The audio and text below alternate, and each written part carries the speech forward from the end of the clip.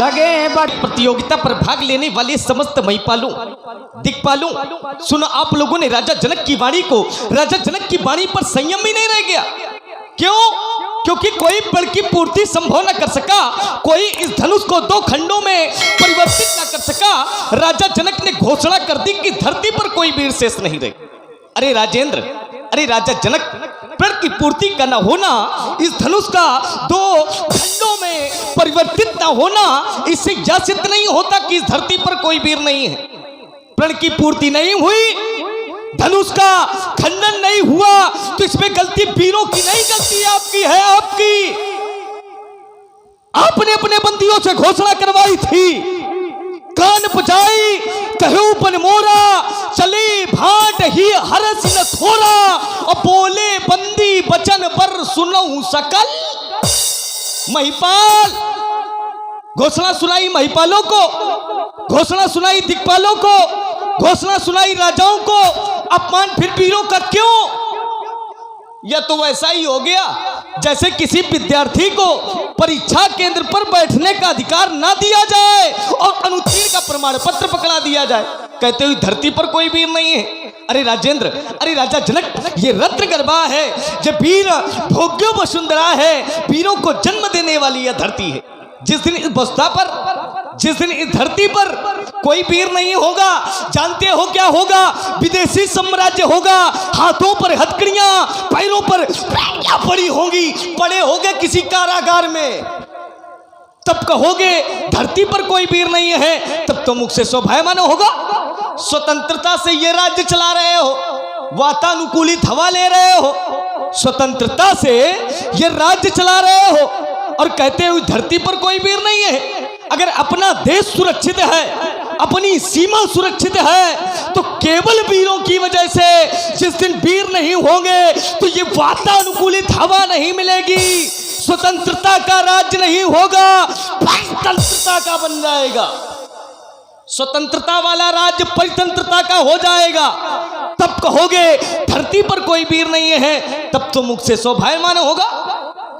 राजेंद्र, मैंने तो जाना यह था कि राजा जनक ज्ञानी है, साधारण ज्ञानी नहीं है, योगी भी है, साधारण योगी भी नहीं है, अष्टांग योगी है। योग के 8 अंग हैं, यम नियम आसन प्राणायाम प्रत्याहार ध्यान धारणा समाधि।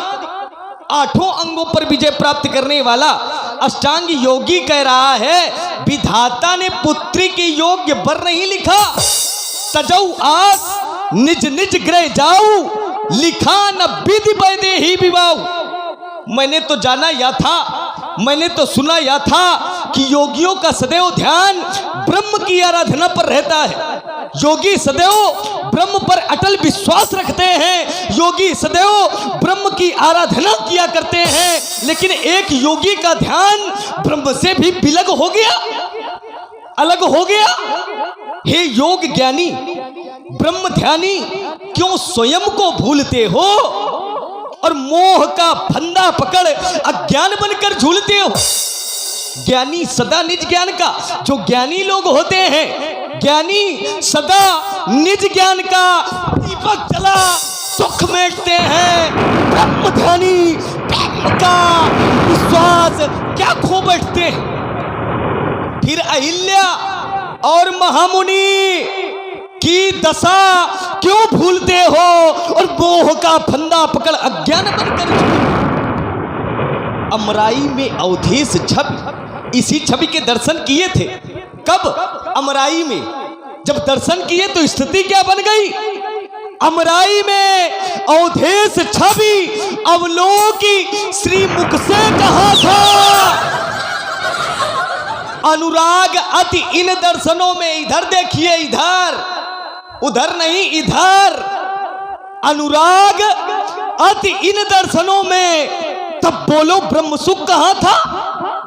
जानकर भी ब्रह्म को जानते सब हो, जानकर भी ब्रह्म को ब्रह्मजाल में कूलते हो और मोह का फंदा पकड़ अज्ञान बनकर झूलते। हे नप निरख लो आईना, हे नप निरख लो आईना। बुद्धिबल विदाई ले गया है। जो ब्रह्म में अनुरक्त था मन, वह मन तुम्हारा सो गया है। इसलिए है थला पीनों से खाली, कटु वचन तुम बोलते हो और मोह का फंदा पकड़ अज्ञान बनकर झूलते।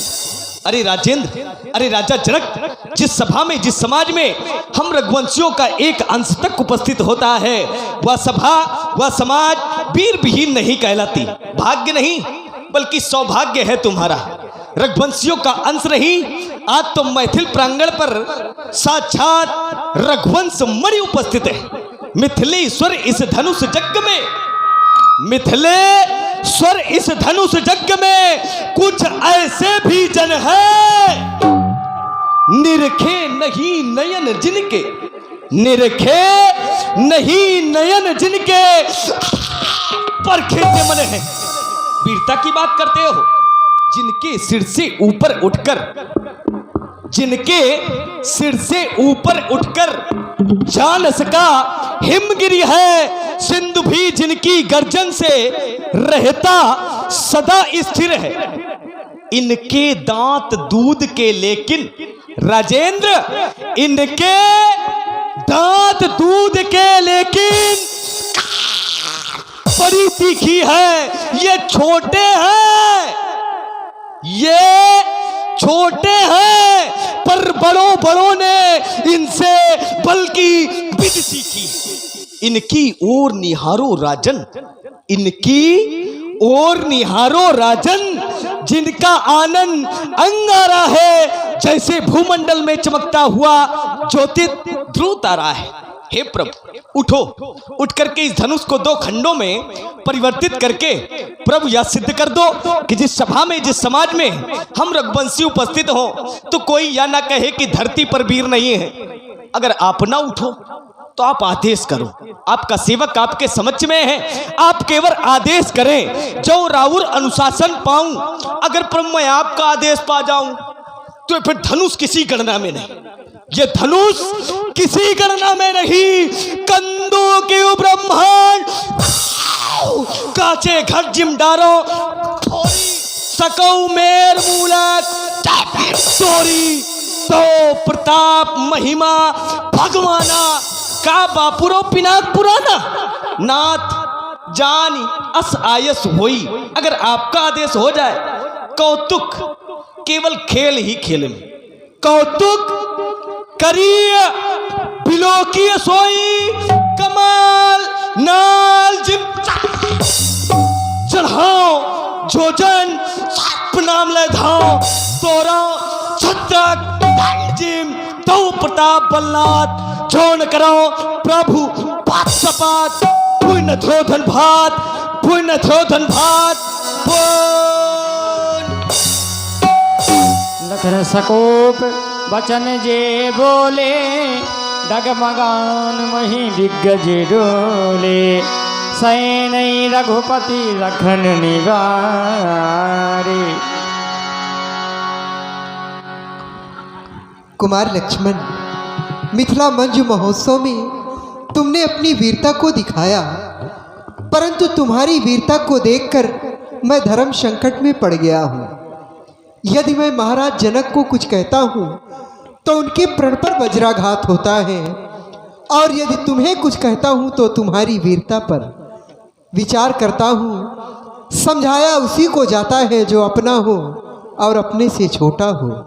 इसलिए भैया, मैं तो तुमसे ही कुछ कह सकता हूँ, क्योंकि तुम मेरे अपने हो और मुझसे छोटे भी हो।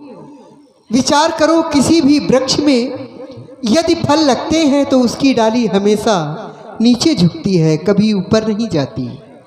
ठीक उसी प्रकार से जो वीर होते हैं वह अपनी वीरता को दिखाया नहीं करते। कुछ बातों को सहन कर लेना यह भी एक प्रकार की वीरता ही होती है। महाराज जनक हमारे पिता के समान हैं, उनके समक्ष में ऐसी वाणी का प्रयोग करना हमारे लिए उचित नहीं होगा। भैया, बड़ों के द्वारा किया गया अपमान हम छोटों के लिए सम्मान से भी बढ़ करके होता है। उनके द्वारा दिया गया स्थान हम छोटों के लिए तीर्थ स्थान से बढ़कर के होता है। लक्ष्मण, शांत हो जाओ, शांत हो जाओ, यह समय क्रोध करने का नहीं। मेरे भैया, शांत हो जाओ भैया, शांत हो जाओ भैया, अब तजो क्रोध को, इस समय क्रोध में बोलना ही नहीं। शांत हो जाओ भैया, तजो क्रोध को, शांत हो जाओ छैया, तजो क्रोध को, इस समय क्रोध में बोलना ही नहीं। शांत हो जाओ भैया।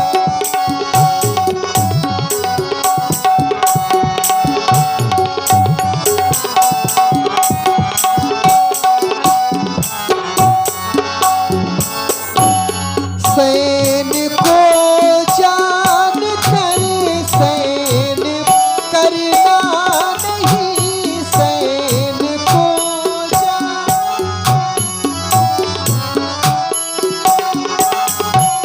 सैन को जान कर सैन करना नहीं, शांत रहना जरा बोलना ही नहीं। शांत रहना जरा बोलना ही नहीं। बैठ गुरुजन पिता तुल्य मिथिलेश है, बैठे गुरुजन पिता तुल्य मिथिलेश है, सामने इनके मुख खोलना ही नहीं। शांत हो जाओ भैया।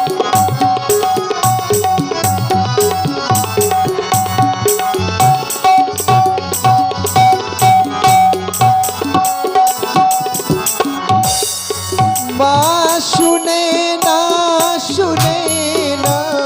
किसी के वचन, माँ सुने ना,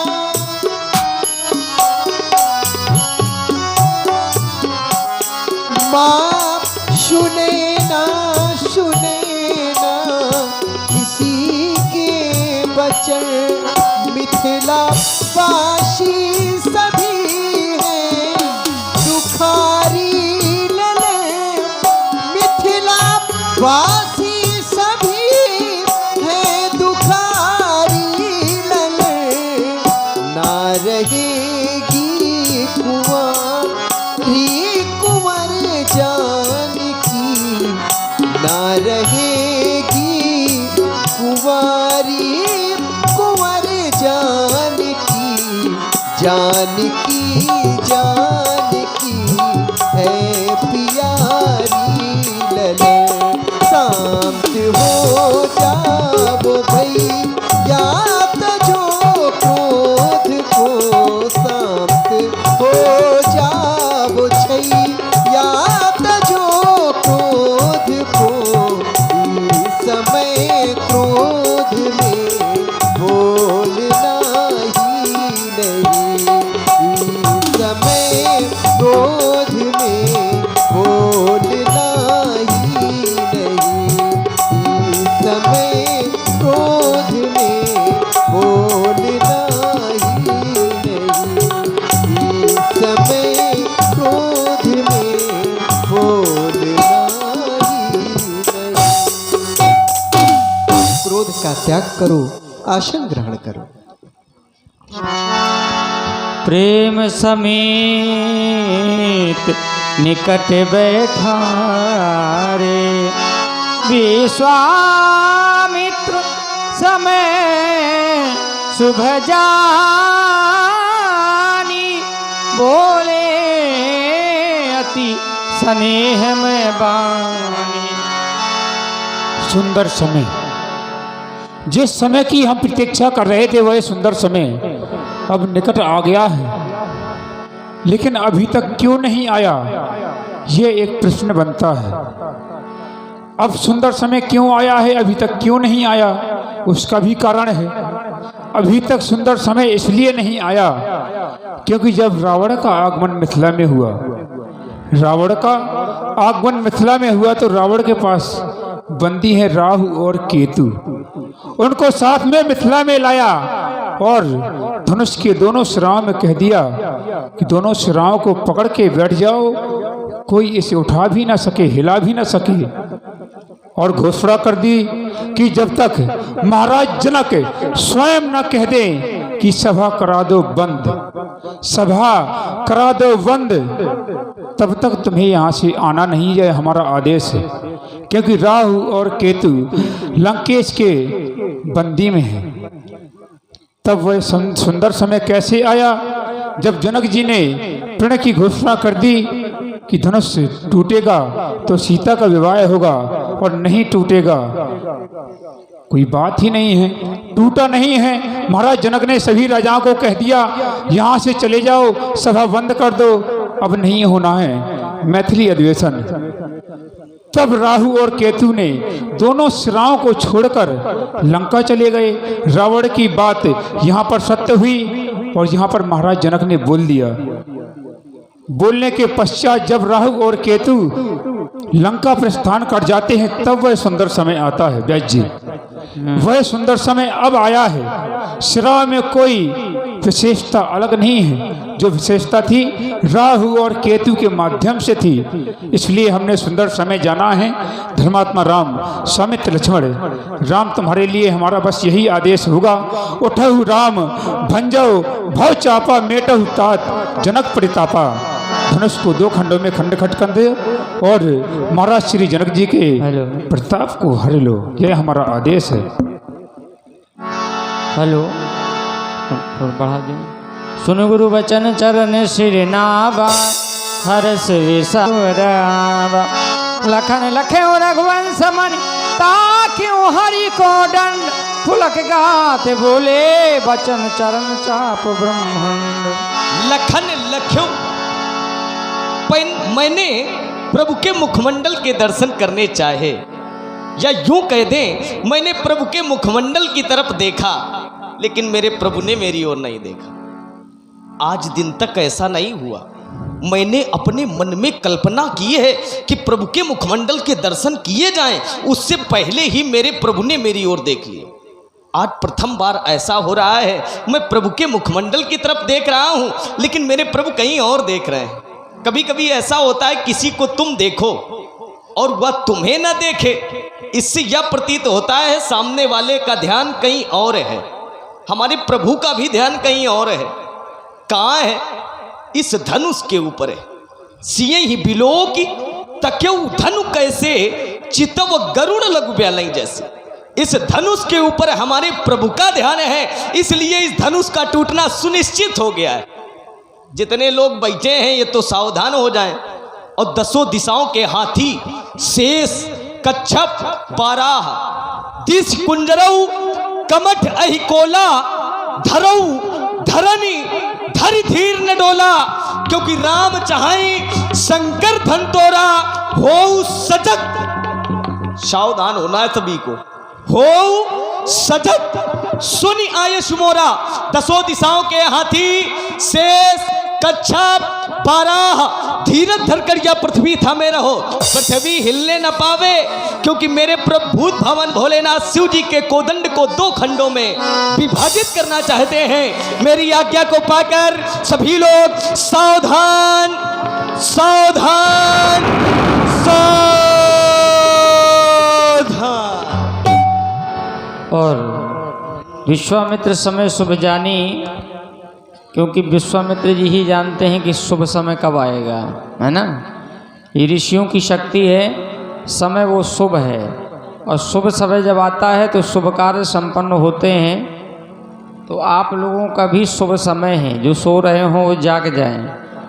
राम जी अपने कर कमलों से धनुष का खंडन करेंगे तो सुधा तड़ागा लक्ष्मण रामा भजो सिया हो।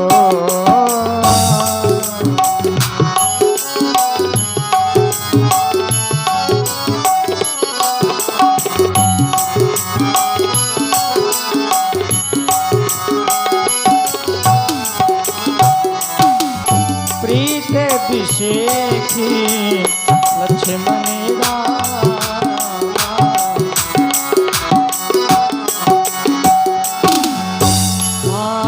गुरहि प्रणाम मन ही मन कीना गुरहि प्रणाम मन ही मन कीना तिला घो काय धनु लीना तिला घो सम के उदामिनी जिमि जब लायऊ पुनि नभ धनु मंडल समभयऊ लेत चढ़ावत खेचत गाढ़ी आहु न लखा देख सब खाए तही छन राम मध्य धनु तोरा हरे भुवन धुन घोर कठोर शंकर चापु जहाजे सागर रघुवर बाहुबले बूढ़े सुसकल समाजे चढ़ा सुपथि मोहि बसे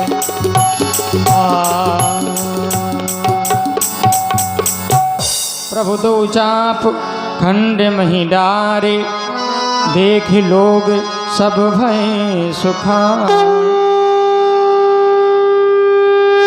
सतानंद तब आय सुदीन सीता गवन राम पै पहला वो जयमाला श्री रघुबर कोमलो श्री रघुबर कोमलो कमलो नयनी को पहला वो जयमाला पहला वो जयमाला ये पुण्य मुहूर्त ये पुण्य मुहूर्त स्वर्णभव सरु फिर नहीं आने वाला पहनाव हो गया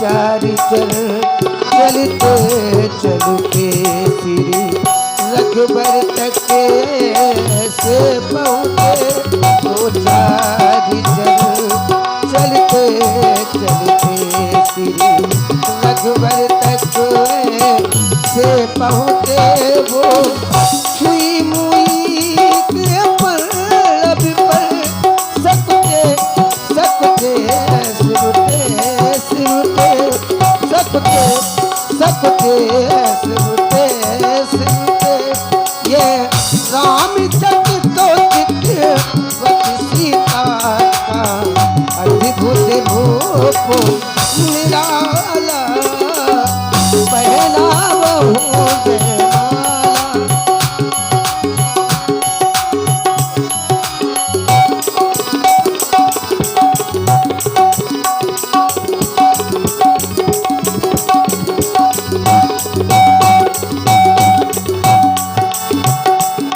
तिलक कहा बुझाई पहरावो जयमाल सुहाई। हे प्रभु, मैं आपसे विनय कर रही हूँ, आप झुक जाइए, झुक जाओ। झुकने की चोटी है झुके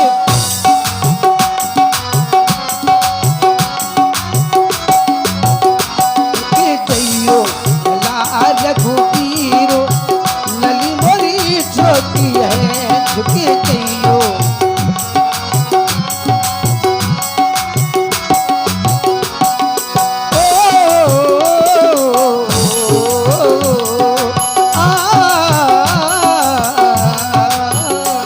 झुक जइयो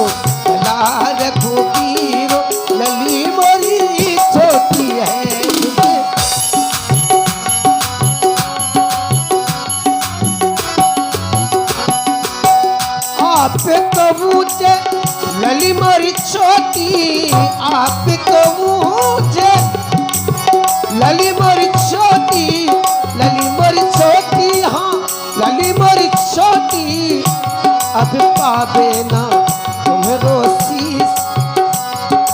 ओ,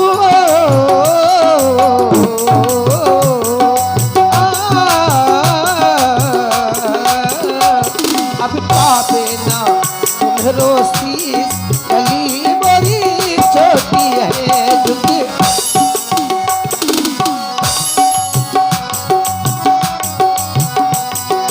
वो कब से खड़ी कब से खड़ी कब से खड़ी खड़ी अब तो कने एक देव बन सही सुमन सकुचे सकल भुवन मिलो रवि कुमुद करहियारथी पुरन नारी देहिन छावर वित्त विसारी। और आप हैं धीरेन्द्र ठेकेदार और राम सिंह राजा, इनकी तरफ से 21 मुद्राएं स्पेशल हमारे पैड वादक के लिए प्रदान हो रहे हैं। बहुत बहुत धन्यवाद।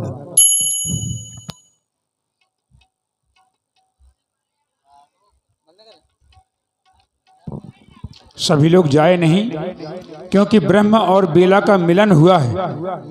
जब ब्रह्म और बेला का मिलन हुआ करता है तो पूजा बना करती है। तो सभी लोग आवे, परमात्मा की सुंदर आरती करें। अभी तक आप सभी लोग प्रभु श्री रामचंद्र जी की आरती करते आए हैं और जयकार लगाते आए हैं। आज से मातेश्वरी जानकी जी का भी जयकारा लगाएंगे और आरती करेंगे। आए सभी लोग।